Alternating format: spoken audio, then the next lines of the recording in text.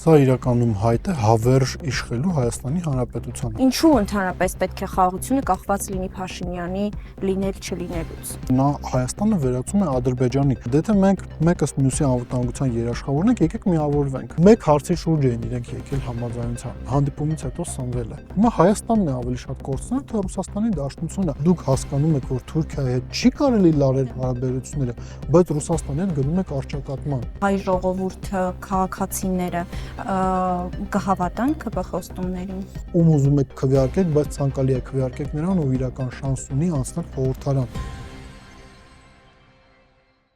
Պարոն Մաթևոսյան, Հայաստանի համար խաղաղ զարգացման դարաշրջանը բացված է։ Հայտարարում են քաղաքացիական պայմանագիր կուսակցությունը։ Մի կողմից ասում են խաղաղության դարաշրջանը բացվել է, մյուս կողմից ասում են եթե մենք չընտրվենք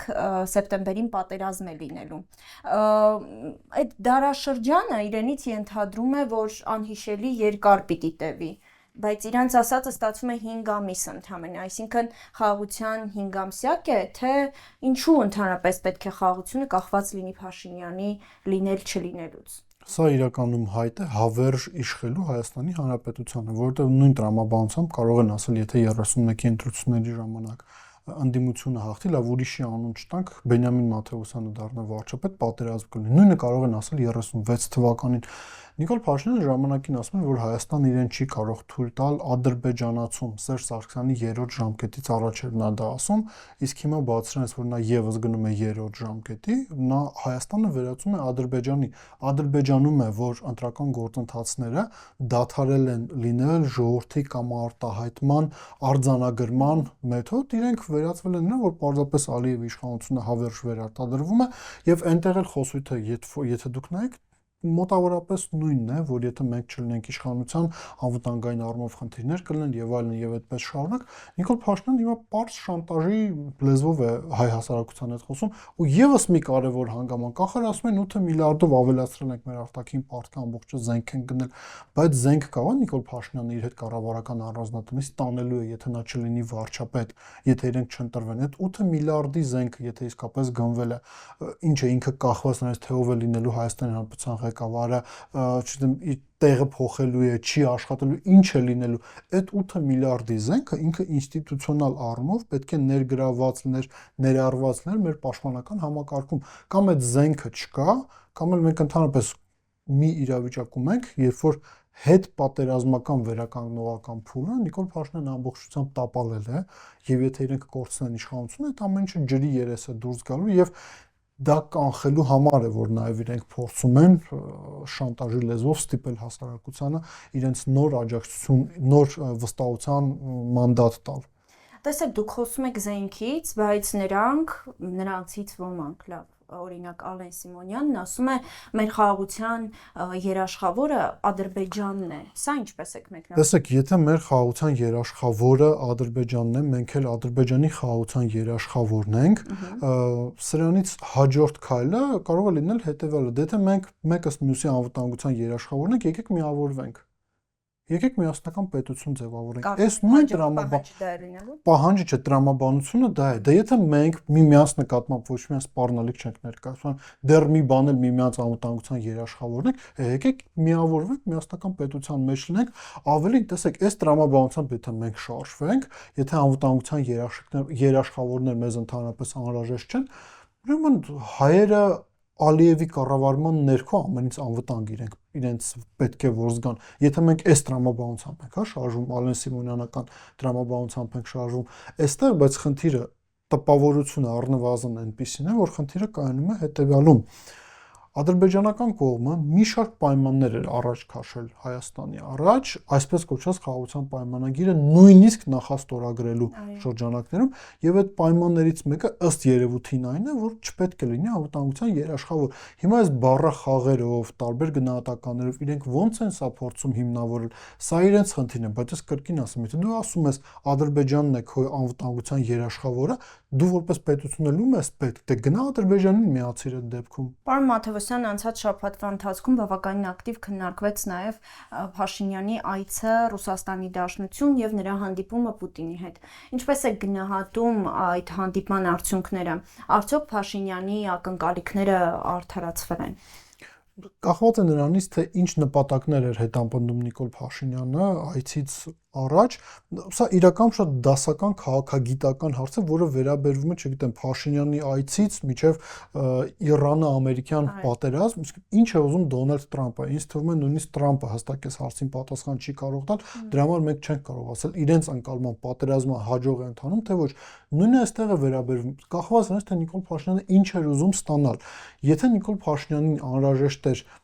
պատկեր, որը իրենց սպասարկող լրատվամիջոցները այցից անմիջապես հետո սկսեցին տարածել, որ այո,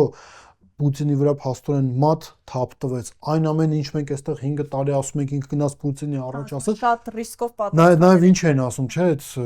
կողմնակիցները, նրա աջակիցները ասում են, լավ էլ բանը գազ էր տալիս Պուտինի հետ։ Եթե մենք այս լավ էլ գազ էր տալիս Պուտինի հետ հանդիպման ժամանակ, եթե մենք սրա համար էինք, եթե սրա համար անհրաժեշտ այցը, Նիկոլ Փաշինյանը դա կարողացավ ստանալ։ Եթե այցը անհրաժեշտ է նրա համար, որ նա շարունակեր պետական ապարատի վրա վաճառել այն հեքիաթը, թե ես բոլորի հետ կարողանում եմ լավ հարաբերություններ կառուցեմ, իսկ եթե տեսեք, իսկ ցանկացած բյուրոկրատական համակարգ ինքը հզոր է նրանով, որ հավատ կա դեպի այդ բյուրոկրատական համակարգի առաջնորդի քաղաքական ապագան։ Եթե դու, չգիտեմ, Տրամփի WhatsApp-ի համարը ունես, Էրդողանի հետ կարող ես հանդիպել, Պուտինի հետ բարիդրացական հարաբերություններ ունես, պետական ապարատը քեզ ավելի լոյալ է լինում։ Եթե սրա համար էր այցը անհրաժեշտ, Նիկոլ Փաշինյանը այստեղ տապալվեց, որովհետև պետական ապարատը ինքը շատ լավ տեսավ հետևյալը, որ իրենց առաջնորդի նկատմամբ Ռուսաստանում կա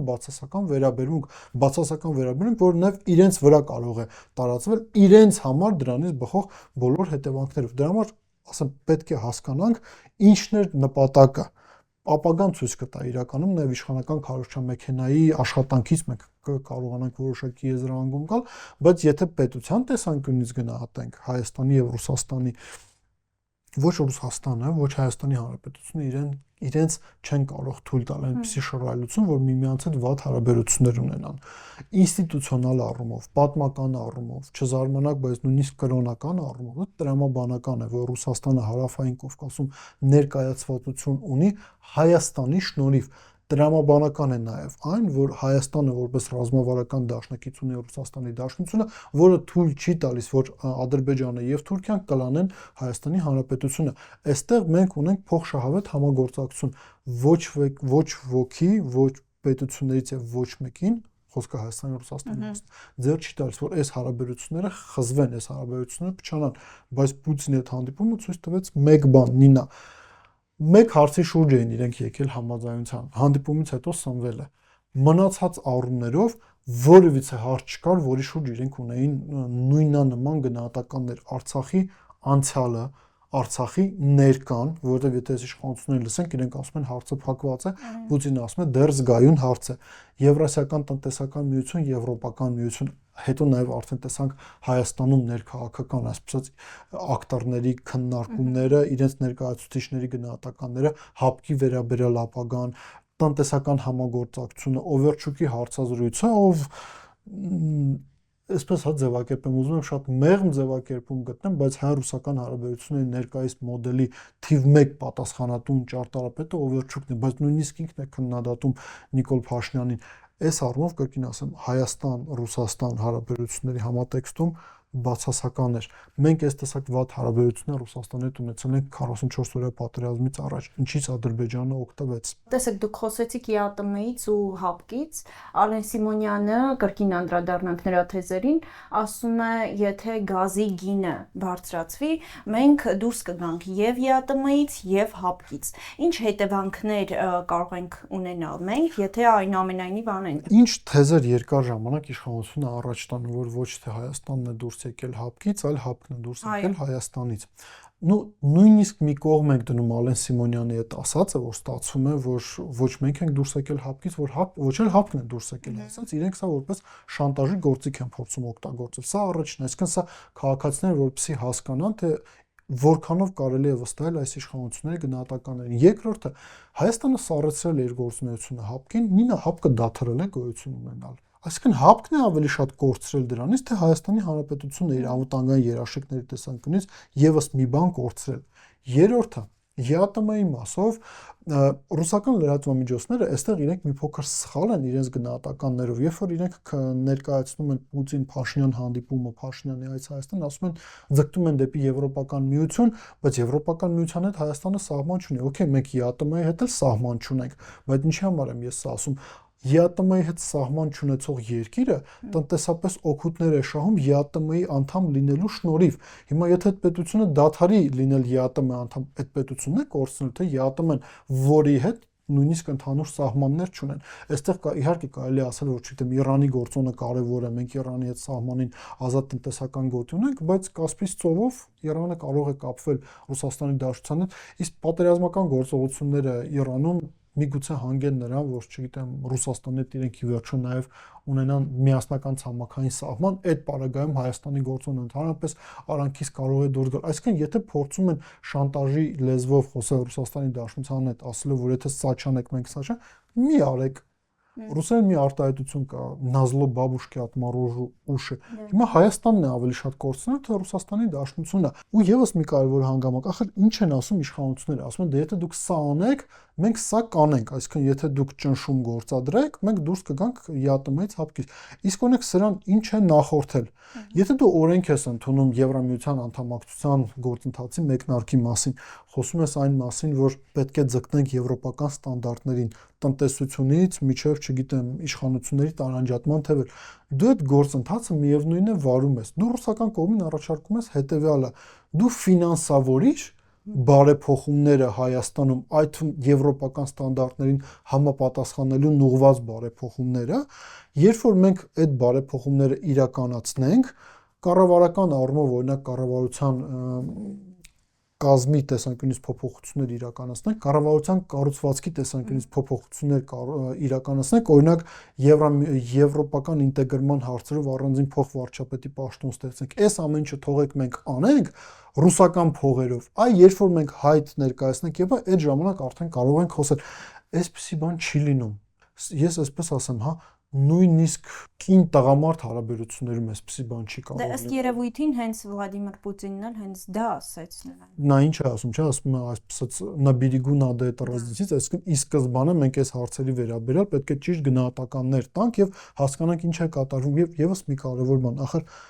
սա չափազանց վտանգավոր է։ Փաշինյանի հետ հանդիպման ժամանակ Պուտինը ձևակերպումներ է օգտագործում, որոնցով իրենք երկար տարիներ, մինչև ուկրաինական պատերազմի ակտիվ փուլը խոսում են Ուկրաինայի իշխանությունների հետ,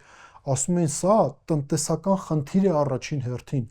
նույնիսկ ոչ այքան քաղաքական։ Հիմա պատերազմի ֆոնին Ուկրաինայում սա նաև դառել է քաղաքական խնդիր, ինչի մասին Դմիտրի Մեդվեդևի գրառումն է վկայում Տելեգրամյան ալիքում, որտեղ նա ասում է հետևյալը, որ Եվրոպական միության անդամագրվելը Ռուսաստանը պետք է անցալի որպես թշնամական ակտ, ինչի մասին մեղմ կերպով Պուտինը ներկայացրեց Ոմն Վովայևիչին նկատի ունենալով Նիկոլ Փաշինյանին։ Սրանք ձևակերպումներ են, որոնցով իրենք երկար տարիներ Ուկրաինայի հետ են խոսում։ Ռուս-ուկրաինական պատերազմից, եթե իհարկե մեր դաշտը լցրած ցնդաբանությունները չլսենք, Ռուսաստանը պարտվող դուրս չի գալիս այս պատերազմից։ Մեզ ինչու են տանում ինչ-ինչ մարդկանց շահերի սպասարկման համար հակառուսական ճամբարին միանալու ճանապարհով։ Ու եւս մի կարևոր հանգամանք, ախր օրինակ Օվերչուկը հետագա իր ելույթներում, ձևակերպումներում ասում է, որ Հայաստանը Ռուսաստանի հետ նույնիսկ օդային կապից է զրկված լինելու, եթե մենք Եվրամիության անդամ դառնանք։ Այս ամեն ինչը մի կողմ Եվրամիությունը ոչ միայն տնտեսական փոփոխություններ է ախր ուզում, իրենք օրինակ ուզում են, որ դու միանաս պատժամիջոցներին, բայց պատժամիջոցները գործում են ոչ միայն տնտեսական ու քաղաքական բլոկում, այլ նաև ռազմական առումով իրենք գործում են։ Դու պետք է զորացնես հարաբերությունները Ռուսաստանի հետ, դու պետք է աջակցես Ուկրաինային։ Արդյոք մենք պատրաստ ենք այս ճանապարհով գնալ։ Շատ հեշտ է, գեղեցիկ, սիրուն տաղավարներում, սեփական բնակարաններում, որոնք ջեռուցվում են ռուսական գազով, քննադատել Ռուսաստանի Դաշնությանը, ասել թե ինչ վատն է Պուտինը, արյունարբոր ռեժիմ է Ռուսաստանում լրիվ այլ բան է։ Այլոց պատերազմում ընդդեմ Ռուսաստանի զոհվել Դաղստանի սարերում։ Եթե ինչ որ մեկը սա չի հասկանում ու մտնում է քաղաքական պայքարի մեջ ու հասարակությանը խափում, այդ մարդը վտանգավոր է։ Իրեն պետք է մեկուսացնել այն առումով, որ թույլ չտալ նա շփվի հասարակության հետ, բայց եթե մարդիկ սա հասկանում են եւ հասկանալով են դա անում, ապա այստեղ կարանք հիշենք Ռոբերտ Քոչարյանի խոսքը, ով գնահատելով իշխանությունների գործողությունները, ասում է, եթե Թուրքիայի գործակալներ լինեին, հենց այս տրամաբանությամբ էլ կգործեն։ Հիմա բոլոր նրանք, ովքեր հասկանալով, որ տանում են մեզ Ռուսաստանի հետ պատերազմի առճակատման այս ճանապարհով տանում են, ապա թուրքական գլխավոր շտաբը կարող է այդ մարդկանցից գոհ լինել։ Բացի այս ամենը, նշեմ, որ նաև նախորդ օրերին իր հանդիպման ՌԴ-ում գործող լրատվականները բավականին կոշտ ձևակերպումներով էին մեկնաբանում Փաշինյանի բոլոր գործողությունները։ Բայց դա հենց վատ է, ինա դա վատ է, որովհետև իրենք այդպես են մեկնաբանում, ինչ է կատարվում հանրայինի եթերում, ինչ է կատարվում իշխանությունների յուրային լրատվամիջոցներում, դա բացասական է։ Ես կրկին ասեմ, մենք կարող ենք խնդիրներ ունենալ տարբեր երկրների հետ, բայց մենք մեզ թույլ չենք կարող տալ Ռուսաստանի հետ այս տեսակ հարաբերություններ ունենալ։ Ես նույնիսկ ասեմ այսպես, մենք ոչ Ռուսաստանի, ոչ ԱՄՆ-ի, ոչ Ֆրանսիայի, մենք ոչ մի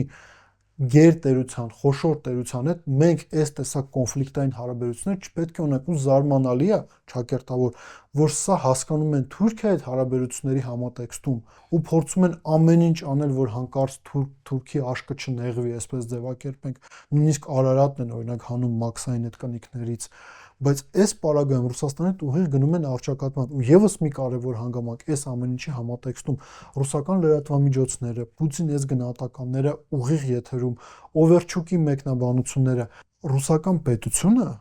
ինքը հիմա շփվում է ոչ թե Նիկոլ Փաշինյանի հետ, որովհետև ըստ երևույթին իրենք կարծում են, որ դա այն սուբյեկտը չէ, ումից կարելի է ակնկալել բարի դրացական հարաբերություններ, հաճ ասենք վստահելի փոխգործակցություն, իրենք շփվում են հայ հասարակության հետ։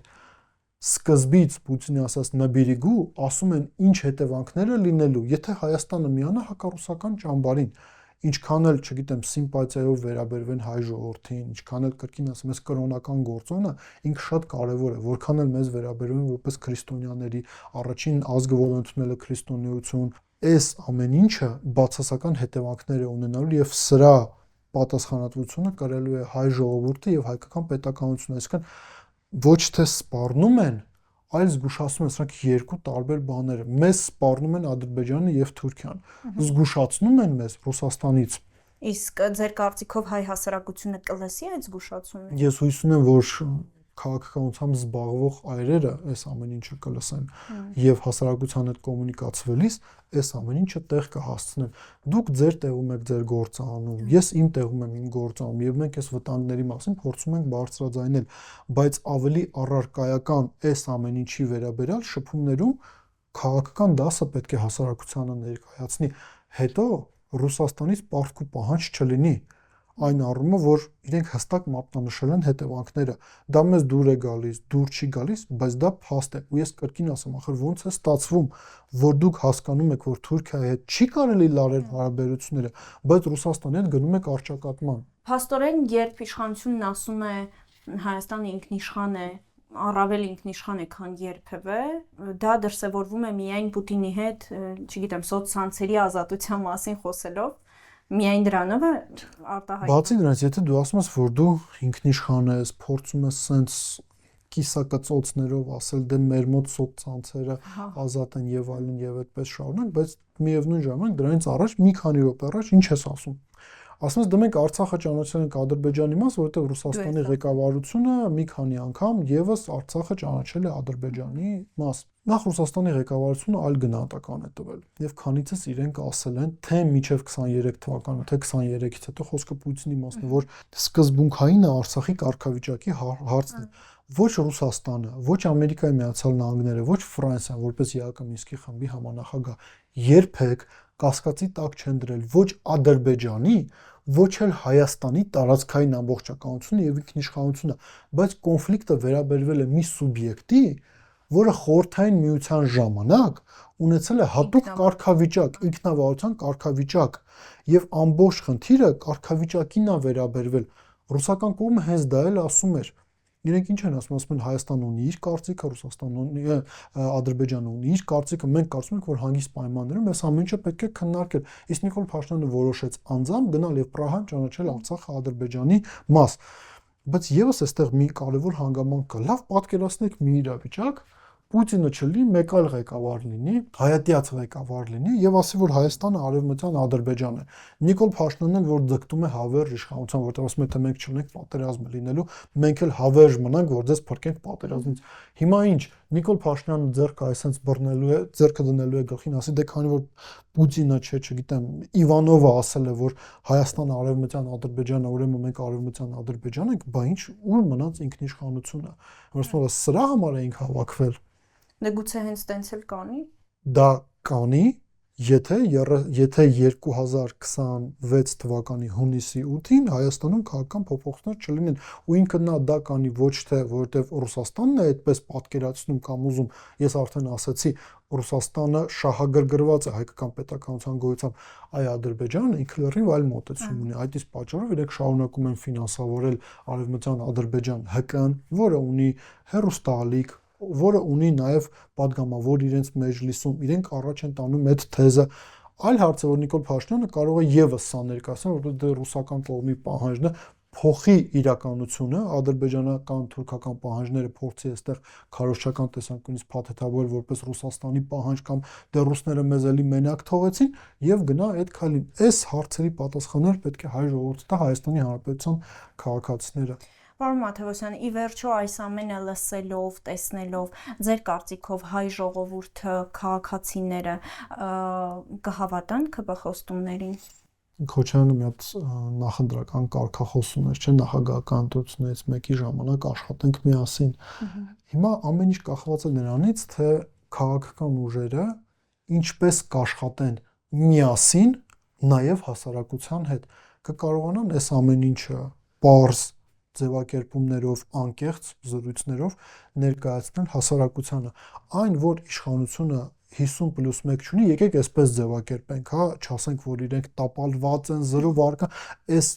մարդով նաև տենց բան ասում, ինքը եւս հասարակության թշնամին է, որովհետև եթե դու ասում ես, որ իշխանությունները արդեն պարտված են, դա յուրօրինակ մեսեջ է մարդուն, որ մի գնա ընտրատեղամաս, մեկը արդեն պարտված են, ոչ, գնացեք ընտրատեղամաս, ում ուզում եք քվեարկեք, բայց ցանկալի է քվեարկեք նրան, ով իրական շանս ունի անցնել խորհրդարան։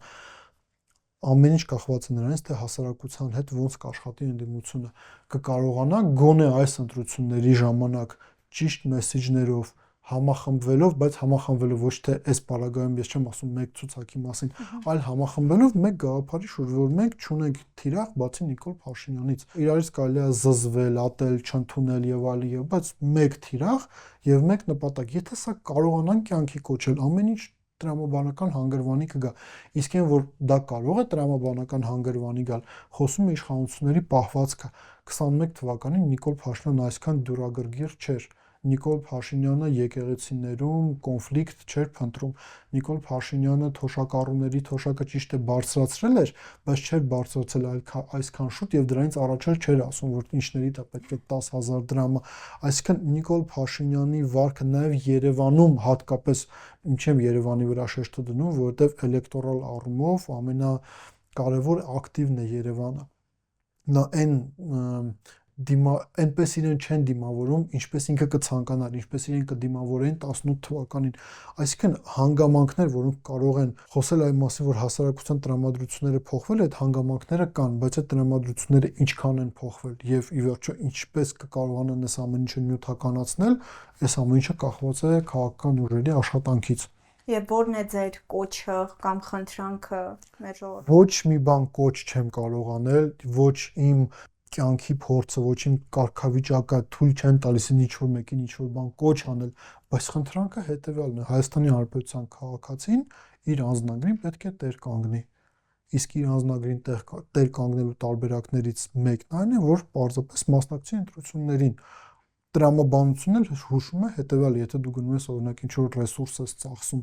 ժամանակ, հնարավոր է նաև գումար ես ծախսում A-կետից հասնել B-կետը եւ մասնակցել ընտրություններին, քվեն անհրաժեշտ է տրամաբանական է, ավելի ճիշտ տալ նրան, ով կարող է անցնել խորհրդարան։